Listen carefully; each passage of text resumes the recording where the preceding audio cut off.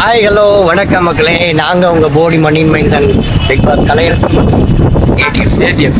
So இப்போ நம்ம எங்கே இருக்கோம் பார்த்தீங்கன்னா, நம்ம வீரபாண்டி திருவிழா முடிஞ்சதுக்கப்புறம் நம்ம குலதெய்வம் அங்காள பரமேஸ்வரர் கோயில் திருவிழாவுக்கு வந்து நம்ம போயிட்டு இருக்கோம். ஸோ அந்த கோவில் எங்கே இருக்குன்னு பார்த்தீங்கன்னா கோட்டூரில் இருக்குது. ஸோ கோட்டூர் போகிற வழியில் அதுக்கு முன்னாடியே பார்த்தீங்க அப்படின்னா இப்போ வீரபாண்டி.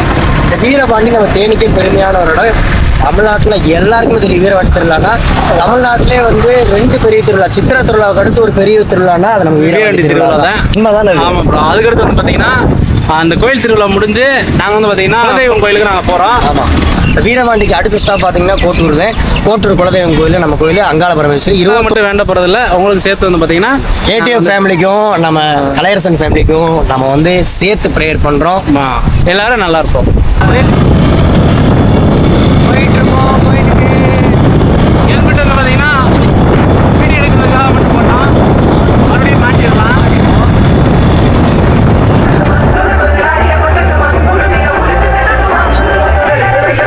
ஃபைனலாக வந்து மக்களே நம்ம வந்து ஸ்ரீ அங்காள பரமேஸ்வரி கோவில் கோட்டூரில் இருக்கோம் நம்ம.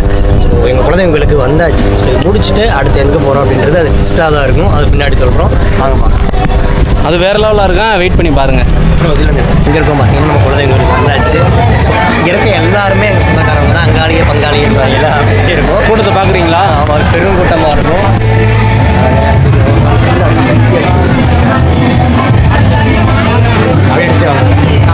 அப்புறம் பேக் வியூ பார்த்தீங்க இங்கே எல்லாம் மாமரம், வாழை மரம், தென்னை மரம் எல்லாமே பயங்கரமாக இருக்கும். எப்பயுமே அந்த காற்றுல பார்த்தீங்கன்னா இயற்கை காற்று பார்த்துருக்கீங்களா? நம்ம அந்த கிணறு, ஆறு சூப்பராக இருக்கும்.